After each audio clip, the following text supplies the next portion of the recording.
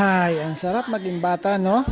Yung tipong isip mo lang ay maglaro ng maglaro, na wala kang pakialam sa paligid mo basta mahalaga ikaw ay masaya. Na-realize ko bigla na sa panahon ngayon, hindi na uso yung paramihan ng pera. Ang uso na ngayon ay ang pasarapan ng buhay. At makontento ka kung ano ang ibinigay sa iyo ng Panginoon. Huwag kang maghangad ng sobra. Dahil sa bandang huli baka masaktan ka lang dahil hindi matupad ang mga bagay na gusto mo mangyari sa buhay. Marahil may mga agree or disagree. Tandaan nyo, may kanya-kanya tayong pananaw sa buhay. Me at the